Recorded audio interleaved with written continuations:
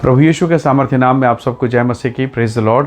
आइए आज के मनन के लिए हम प्रभु के पवित्र वचन को निकालें। मेरे साथ भजन संहिता उसका 71 अध्याय निकालेगा। अध्याय 71 और उसका वचन 21 यहाँ लिखा है, तू मेरे सम्मान को बढ़ाएगा और फिर कर मुझे शांति देगा। Praise the Lord, hallelujah. परमेश्वर के लोगों, प्रभु का वचन सच्चा है। प्रभु ने कहा, परमेश्वर के वचन में लिखा, तू मेरे सम्मान को बढ़ाएगा। हालेलुया। प्रभु एक समय के बाद आपके महत्व को बढ़ाएगा और ये किसी गलत तरीके से नहीं होगा, ये अद्भुत रीति से होगा।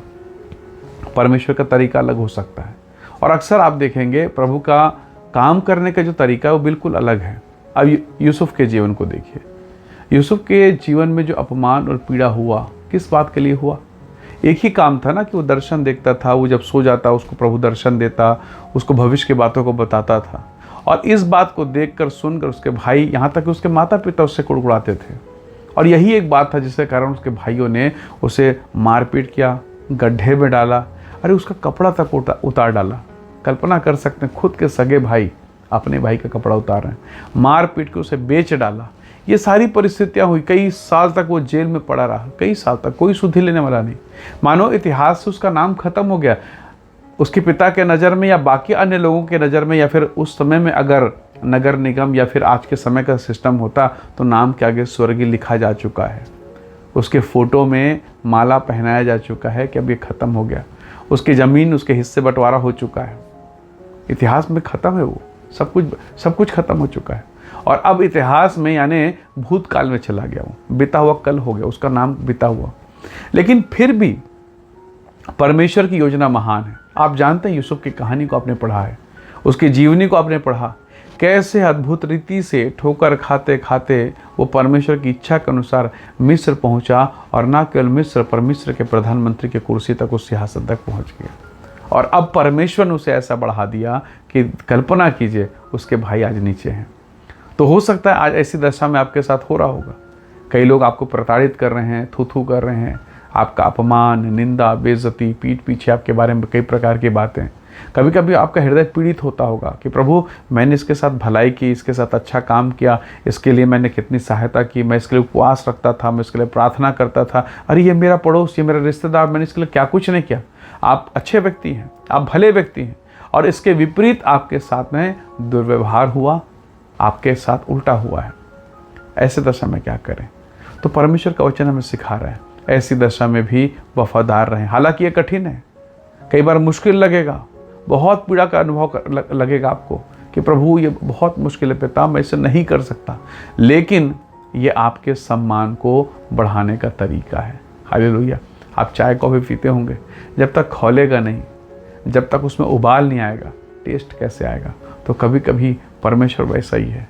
आपने वो गीत सुना होगा कि बार बार घोंसले को तोड़कर उसने चाहा कि उड़ना, चाहा कि सीख हम उड़ना उससे। तो बहुत बार जब आप उड़ेंगे नहीं, एक उकाब का पक्षी जो बच्चा होता है ना, वो उड़ता नहीं है। माँ बाप उसे दाना ला ला के खिलाते हैं, बड़ा होते रहता है। वो सुनता नहीं, वो उड़ता नहीं।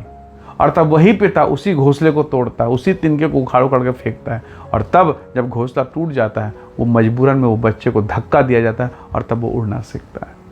प्रभु का वचन में लिखा कि उसने घोंसले को बार बार तोड़कर हमें उड़ना सिखाया। तो कई बार आपके कंफर्ट जोन में प्रभु जाएगा और काम करेगा। यूसुफ को अगर महान करना है तो उसका तरीका है।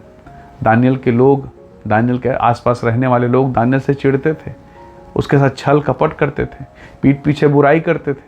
उसके नाम से उन्होंने उसी को अरेस्ट करने के लिए, सिंह के माद में डालने के लिए चिट्ठी लिखवा लिया।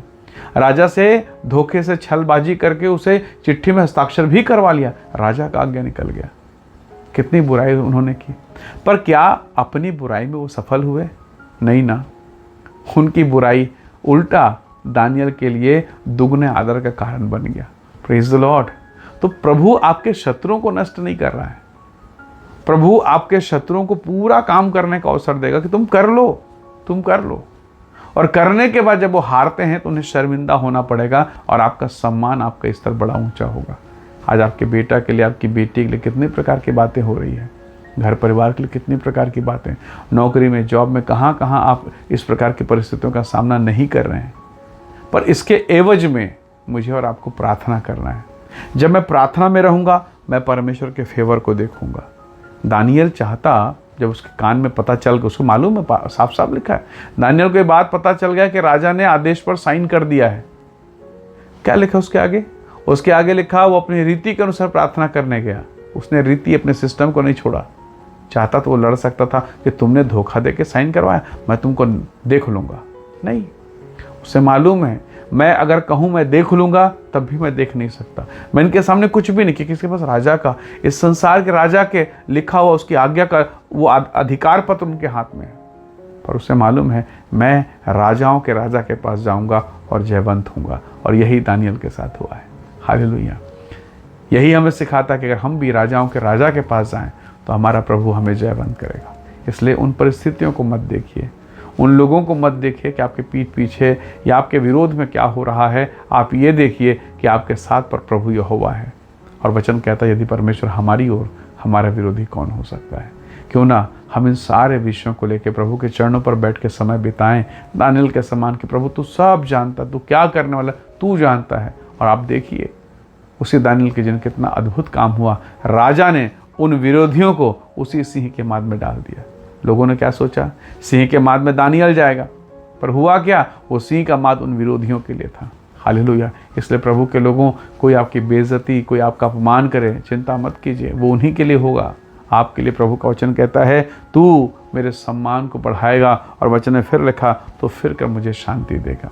हमारा हृदय, मेरा आपका हृदय किसी की बुराई, किसी के गिरने के कारण आनंदित ना हो, पर इस बात के लिए आनंदित हो कि प्रभु यहोवा हमारे साथ है। हालेलुया। आइए दुआ करें। प्रेमी अनुग्रहकारी स्वर्गीय पिता, मेरे प्रिय भाई बहनों के जीवन को मैं आपके हाथों में सौंपता हूँ। सब प्रकार के नकारात्मक, निराशा की बातें, अपमान, पीड़ा और आंसू की बातें जो इनके जीवन में हैं, प्रभु यीशु के नाम से वो आनंद में परिवर्तित हो जाए। इनके हृदय को शांति से भरें, जैसे तेरे पवित्र शास्त्र वचन में, बाइबल में लिखा प्रभु, उसके अनुसार इन सबको तू आशीष दे और इनका हृदय आनंदित होने पाए। पिता, आपके प्रेम, आपके अनुग्रह, आपके दया के लिए धन्यवाद करते हैं। हम सब बातों में आदर आपको देते, धन्यवाद के साथ विनती प्रभु यीशु आपके सामर्थी नाम से विनती मांगते हैं। पिता, सुनिए और दया से ग्रहण कीजिए। आमीन, आमीन। प्रभु आप सबको बहुत ऐसे आशीष दे। परमेश्वर का अनुग्रह आप सबके साथ हो। Praise the Lord. जय मसीह।